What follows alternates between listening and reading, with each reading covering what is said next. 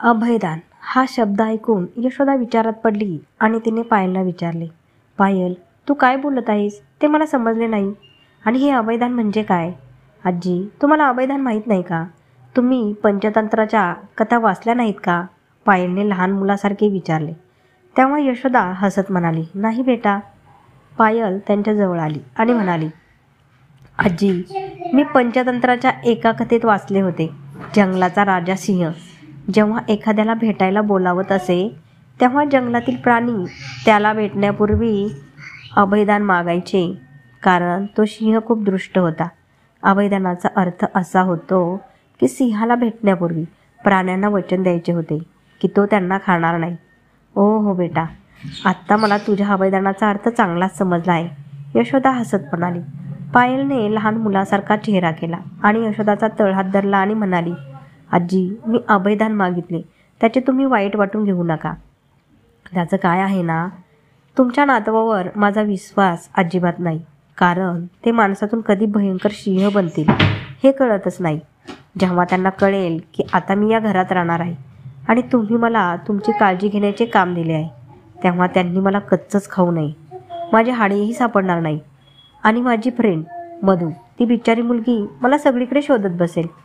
पायलच्या बोलण्यावर यशोदा हसत होती. तिने हसणे थांबवले आणि म्हणाली, ठीक आहे बेटा, मी तुला अभयदान दिले आहे. माझा नातू तुला खाणे तर लांब, तुझ्याशी मोठ्या आवाजात बोलणारही नाही. मी तुला त्याच्यापासून वाचवेल, हे माझे तुला वचन आहे. यशोदाने हे बोलताच पायलने दीर्घ श्वास घेतला, जणू तिचा जीव परत आला. तेव्हाच यशोदाने विचारले, आता मला सांग की तू माझ्याकडून कॉन्ट्रॅक्टमध्ये काय लिहून घेणार आहे? फक्त एवढेच की तुम्ही मला ही नोकरी आणि या घरात राहण्याची जागा स्वखुशीने आणि आनंदाने दिली आहे. मी तुमच्यावर कोणताही दबाव टाकला नाही आणि आरव सर मला ना या नोकरीतून काढू शकतील ना या घरातून, एवढंच. पायलने हे बोलताच यशोदाने लगेच विचारले, बस एवढंच? मी आत्ताच कॉन्ट्रॅक्ट रेडी करते. तेवढ्यात पायल पुन्हा बोलली, माझी अजून एक छोटीशी अट आहे आजी. तू या घरात राहावे त्यासाठी मला तुझ्या सगळ्या अटी मान्य आहेत बेटा, बोल ना. यशोदाने एवढंच विचारलं होतं आणि पायल लगेच म्हणाली, आजी, माझा तुमच्यावर पूर्ण विश्वास आहे, पण आरव सरांवर माझा अजिबात विश्वास नाही. त्यामुळे मला माझा पगार वेळोवेळी मिळेल आणि आरव सर माझा पगार कापणार नाही असं कॉन्ट्रॅक्टमध्ये नमूद करा. यशोदा पुन्हा हसली आणि म्हणाली, ठीक आहे बेटा, तुला पाहिजे तसे. मी तसेच कॉन्ट्रॅक्ट बनवते आणि आरव परत येण्यापूर्वी त्यावर स्वाक्षरी करते. आणि हो, मी कॉन्ट्रॅक्टमध्ये असेही लिहिते की तू 1 वर्ष हा जॉब सोडू शकत नाही. तू आणि आम्हीही तुला 1 वर्षापूर्वी या नोकरीतून काढू शकत नाही. मी किंवा माझ्या नातवाने आरवने या कॉन्ट्रॅक्टच्या कोणत्याही नियमाचे उल्लंघन केल्यास तू आमच्यावर गुन्हा दाखल करू शकते, ठीक आहे?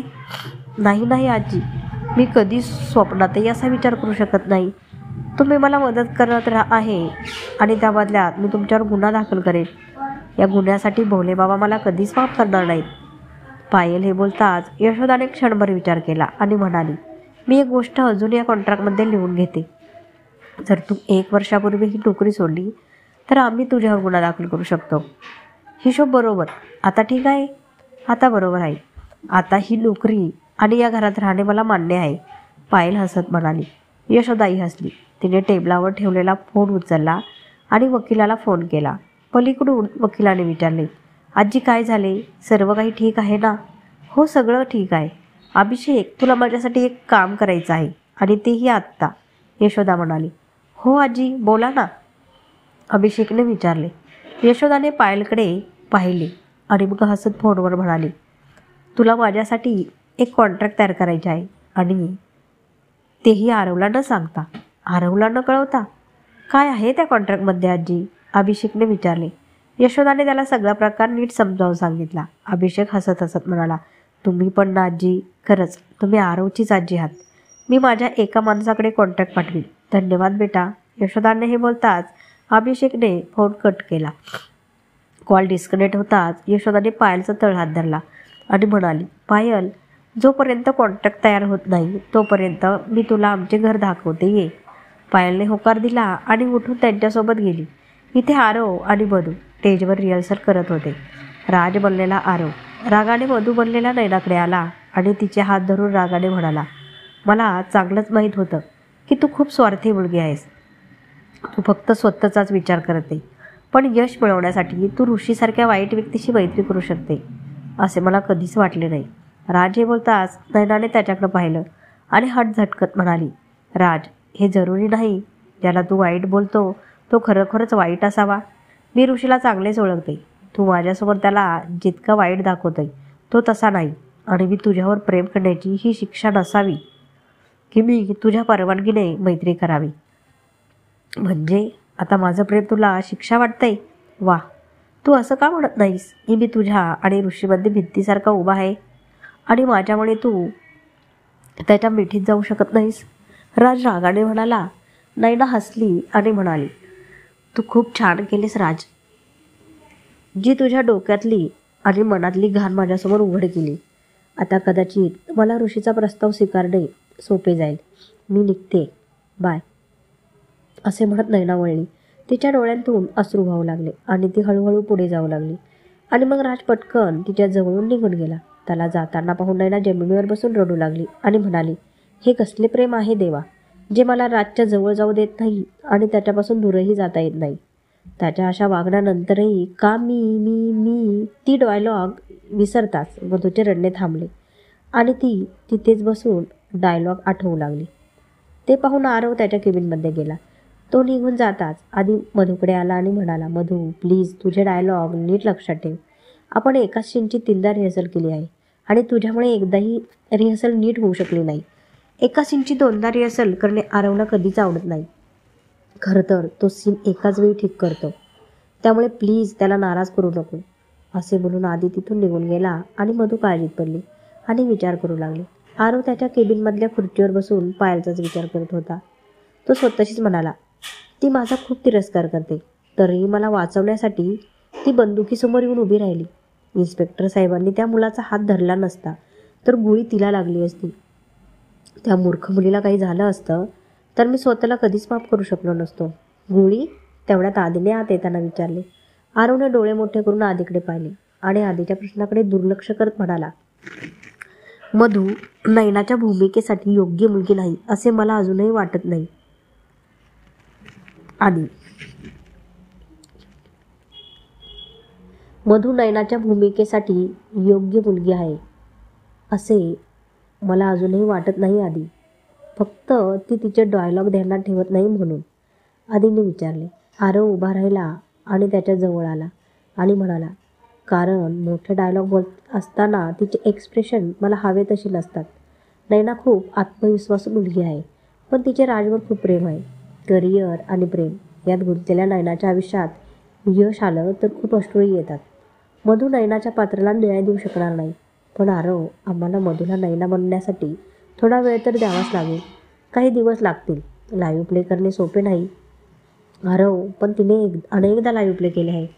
तिला लाईव्ह शो करण्याचाही अनुभव आहे. सुरुवातीला सगळेच घाबरलेले असतात आणि त्यात तू समोर असशील तर डायलॉग विसरणे साहजिक आहे. आणि एखाद्या मोठ्या अभिनेत्रीला सुद्धा तुझ्या नयनाचे पात्र साकारणे कठीण जाईल, कारण नयना खूप गुंतागुंतीचं पात्र आहे. तरीही मी पुन्हा मधूला समजावून सांगेन की तिने तिचे डायलॉग चांगले लक्षात ठेवावेत आणि तिच्या एक्सप्रेशनवरही काम करावे. आधी असे म्हणताच आरवने त्याला अडवले आणि म्हणाला, आधी मला काय बोलायचे हे तुला समजत नाही.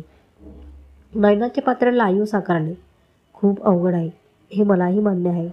कोणतीही मुलगी नयनाचे पात्र तोपर्यंत साकारू शकणार नाही जोपर्यंत ती स्वतःमध्ये नयनाला महसूस करत नाही. म्हणून मी मधूला समजावून सांगितले होते की तिने स्टेजवर येताच स्वतःला पूर्णपणे नयनामध्ये बदलून घ्यावे, पण मधू तसे करू शकली नाही. ती डायलॉग विसरते. हा माझा प्रॉब्लेम नाही आधी, पण ती डायलॉग विसरल्यावर तिथेच आठवत बसते. पण तिच्या मनाचा आणि डोक्याचा वापर करून ती परिस्थितीनुसार स्वतःच्या भावना व्यक्त करू शकत नाही. मला समजले नाही आरव, आधीने विचारले. आरव टेबलावर बसला आणि म्हणाला, मला सांगायचे आहे की मधू जरी डायलॉग विसरली तरी लाईव्ह परफॉर्मन्स दरम्यान तिला फक्त ती नयना आहे हे लक्षात ठेवावे लागेल आणि भावना मनात आणताना परिस्थितीनुसार तिचे डायलॉग बोलावे लागतील, कारण लाईव्ह परफॉर्मन्स दरम्यान आमचा प्ले खराब होऊ नये. आरवच्या बोलण्याने आधीलाही विचार करायला लावले. आरव पुन्हा म्हणाला, सध्या फक्त सीनची रिहर्सल केली जात आहे. पण जेव्हा नयनाचा डान्स परफॉर्मन्स होईल तेव्हा गाण्याच्या बोलानुसार तिची एक्सप्रेशन बदलणे आपल्यासाठी खूप महत्त्वाचे आहे. मधूला नयनाचे पात्र खोलवर समजून घ्यावे लागेल, कारण या कथेत अनेक डान्स सिक्वेल असणार आहेत हे तुला चांगलेच माहीत आहे. ते या नाटकाचा जीव असेल. अशा स्थितीत मधूमुळे चुका झाल्या तर काय होईल हे तुला चांगलेच माहीत आहे. कदाचित तुझं म्हणणं बरोबर आहे. मी याचा विचारही केला नव्हता, पण आता माझ्याकडे मधूशिवाय दुसरा पर्याय नाही. आधी काळजीनं म्हणाला आणि आरव विचार करू लागला. इकडे यशोदाने करारावर सही केली आणि पायला देताना म्हणाली, घे बेटा, मी करारावर सही केली आहे, आता तू पण सही कर. पायलने हसत हळूच मान हलवली आणि करारावर सही करायला सुरुवात केली. हे बघून यशोदा मनात म्हणाली, थँक्स बेटा, थँक्यू सो मच. आता 1 वर्षापूर्वी तू ही नोकरी सोडू शकणार नाहीस ना आरव तुला या नोकरीतून काढू शकणार. आता या 1 वर्षात मी काय करते ते पाहशीलच. तेवढ्यात पायल म्हणाली, हे घ्या आजी, मी ही कागदपत्रांवर सही केली. यशोदाने कागद घेतले आणि ते पाहून हसली. अभिषेकला कागदपत्रे देताना ती म्हणाली, बेटा हे तुझ्याकडेच ठेव, कारण ते माझ्याकडे ठेवणे सुरक्षित नाही. आरवने पायला या घरात पाहिल्यानंतर सर्वप्रथम तो ही कागदपत्रे फाडेल. अभिषेकने हसतमुखाने पेपर हातात घेतले आणि यशोदा पायला त्याची एक कॉपी देत म्हणाली, हे ठेव बेटा, तुला या घरात राहून हे काम करायचं असेल तर तुला रोज या गोष्टी लागतील. पायल पटकन म्हणाली, आजी काळजी करू नका. आरव सरांना लाईनमध्ये आणण्यासाठी याचा वापर कसा करायचा ते मला चांगलंच माहीत आहे. आता मी त्यांना अजिबात घाबरत नाही. आता मीही ठरवले आहे की मी त्यांचा अत्याचार सहन करणार नाही. आणि इनका बाप पत्थर से दोघी ये हुई ना बात, यशोदा आनंदाने म्हणाली. पायलही हसली. इकडे आरव अजूनही मधूसोबत स्टेजवर त्याच सीटची रिहर्सल करत होता, पण मधू प्रत्येक वेळी चुकांवर चूक करत होती. हे सर्व पाहून श्रुती हळुवारपणे अक्षयला म्हणाली, हळुवारपणे सूरजला म्हणाली, मधू इतक्या चुका का करत आहे हे मला समजत नाही. आरव सरांनी तिला एकच गोष्ट अनेक वेळा समजावून सांगितली, पण मधूला असे समजून घ्यायचं नसल्यासारखंच वाटते. मीही हाच विचार करतोय. जर आरव सरांचा संयम सुटला तर ते मधूला एका सेकंदात या नाटकातून हाकलून देतील, सूरजही म्हणाला. श्रुती काळजीत पडली आणि सूरजकडे बघू लागली. मग आरव मधूकडे आला आणि म्हणाला, मधू आजची रिहर्सल इथेच संपवू, कारण मला वाटतं की तू अजूनही मला या नाटकाचा दिग्दर्शक म्हणत आहेस आणि तू स्वतःला मधू म्हणत आहेस. या नाटकासाठी ते अजिबात योग्य नाही. मी तुला शेवटची संधी देत आहे. मधू, उद्या सकाळपर्यंत तू मधू आहेस आणि मी आरव आहे हे विसरली नाहीस तर मी तुला या नाटकाची नायिका म्हणून निवडले होते हे मी विसरेन. उद्या या स्टेजवर येशील तेव्हा नैना म्हणून ये, नाहीतर येऊच नकोस. तू इथे किती दिवस काम केले आहे त्याचा चेक तुझ्या घरी पोहोचेल. तुला समजलं का? असे बोलून आरव रागाने तिथून निघून गेला. तो निघून जाताच मधू रडायला लागली. आधी सूरज आणि श्रुती तिच्याकडे आले. श्रुती तिला समजावत म्हणाली, मधू, रडण्याने तुझा प्रश्न सुटणार नाही. तुला नैनाचा आत्मविश्वास स्वतःमध्ये आणावा लागेल, कारण जोपर्यंत तू स्वतः नैना आहे हे मान्य करत नाही तुला नैनाच्या भावना जाणवू शकणार नाहीत. आणि तू खूप भाग्यवान आहे मधू. आरव सर तुला खूप संधी देत आहेत, अन्यथा ते कोणालाही संधी देत नाहीत. एकदा झालेली चूक सुधारण्याची संधी ते एकदाच देतात आणि ती चूक पुन्हा कोणी केली तर त्याला थेट बाहेरचा रस्ता दाखवतात. हो मधू, तुझ्यापेक्षा भाग्यवान दुसरी मुलगी असू शकत नाही, कारण तुला आरव राठोडची नायिका बनण्याची संधी मिळाली आहे. ही संधी हातून जाऊ देऊ नकोस. नैनाच्या कॅरेक्टरवर फोकस कर मधू. तुला नैनाची व्यक्तिरेखा जगावी लागेल मधू, तरच तू आरव सरांची नैना बनू शकशील, आधी म्हणाला. आधीच्या बोलण्याने मधूला विचार करायला भाग पाडलं. आरव अजूनही नाटकाबद्दल खूप अपसेट होता. गाडी चालवताना तो फक्त मधूचाच विचार करत होता. तो मनातल्या मनात म्हणाला, रागिनी गेल्यानंतर मी ठरवलं होतं की मी कोणत्याही नाटकात काम करणार नाही. पण जेव्हा या नाटकाची कथा माझ्या मनात आली तेव्हा मला असं वाटलं की राजचं पात्र माझ्यापेक्षा कुणीही चांगलं करणार नाही. म्हणून हे नाटक मी स्वतः करायचं ठरवलं. या नाटकासाठी मी 2 वर्ष मेहनत केली आहे. हे नाटक मला एका नव्या उंचीवर घेऊन जाऊ शकते आणि मी कोणत्याही कारणास्तव हे नाटक आणि माझी मेहनत वाया जाऊ देऊ शकत नाही. मधू ही या नाटकाची माझी निवड नसून माझी मजबुरी आहे.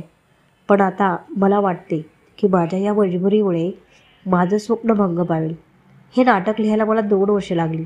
आता माझ्याकडे अजून 2 दिवस बाकी आहेत. जर मधू नैनाची स्वप्ने आणि राजवरचे तिचे वेडे प्रेम या दोन्ही गोष्टी जिवंत करू शकत नसेल तर मला माझी मुख्य अभिनेत्री बदलावी लागेल. पण 2 दिवसात मी माझी नैना कुठे शोधणार? केवळ एका अभिनेत्रीमुळे मी माझ्या इतक्या भक्कम कथेचा तमाशा म्हणून येणार नाही. आता माझ्याकडे फक्त 3च पर्याय शिल्लक आहेत. पहिला, मधू पूर्णपणे नैना बनली पाहिजे. दुसरे म्हणजे 2 दिवसात मला नैनाची व्यक्तिरेखा रंगमंचावर जिवंत करणारी मुलगी सापडली पाहिजे. आणि तिसरी गोष्ट म्हणजे मी सर्व पैसे स्पॉन्सर्सला परत करून हे नाटक काही काळ थांबवावे. मला माहीत आहे की असे केल्याने माझे लाखो रुपयांचे नुकसान होईल, परंतु मला दुसरा कोणताही मार्ग दिसत नाही. काय करू समजत नाही. माझ्या ड्रीम प्रोजेक्ट उद्ध्वस्त झालेला पाहणे माझ्यासाठी खूप कठीण आहे आणि माझ्या कंपनीच्या प्रतिष्ठेचे तुकडे झालेले पाहणे देखील तितकेच कठीण आहे. मला काहीतरी करावे लागेल. मी एकदा घरी जाऊन आजीशी बोलेन, कारण आजच्या आधी मी कधी अशा कोणत्याही अडचणीत असतो तेव्हा आजीने मला योग्य मार्ग दाखवला आहे. होय, आता फक्त तीच मला मदत करू शकते. असे म्हणत आरवने गाडीचा वेग वाढवला. इकडे आधीही त्याच्या केबिनमध्ये चिंतेत बसून आरवचाच विचार करत होता. तेवढ्या श्रुतीने केबिनचा दरवाजा ठोठावला. ये आत, आधी म्हणाला. श्रुती आत आली आणि आधीच्या दिशेने एक फाईल पुढे करत म्हणाली, सर, ही उद्याच्या वेळापत्रकाची यादी आहे. आम्हाला उद्या 4 सीनचे रिहर्सल पूर्ण करायचे आहे आणि उद्या एक डान्स परफॉर्मन्सही पूर्ण करायचा आहे. आधीने फाईल हातात घेतली आणि बघत म्हणाला, माहीत नाही श्रुती, मधू उद्या हा सीन ओके करू शकेल की नाही. कदाचित आरव बरोबर असेल. मधू कधीच नाही ना म्हणू शकत नाही. सर, मधू ही खूप चांगली अभिनेत्री आहे. आरव सरांना समोर पाहून कदाचित ती घाबरत असेल. आपण तिला वेळ द्यायला हवा, श्रुती म्हणाली. आधीने फाईल खाली ठेवली आणि खुर्चीवर उठला आणि म्हणाली, आमच्याकडे वेळ तर नाही श्रुती. नाटक लाईव्ह व्हायला फक्त 2.5 महिने बाकी आहेत आणि आतापर्यंत एकही सीन ओके झालेला नाही. हे नाटक आरवच्या आयुष्यातील आणि आपल्या सर्वांच्या आयुष्यातील सर्वात मोठे नाटक आहे. आम्हाला कोट्यावधी रुपयांची स्पॉन्सरशिप मिळाली आहे. जर आम्ही चांगला परफॉर्मन्स करू शकलो नाही किंवा कोणतीही चूक केली तर आरवने वर्षानुवर्षे कमवलेली इज्जत क्षणार्धात नष्ट होईल, जे आरव कधीही सहन करणार नाही. धन्यवाद.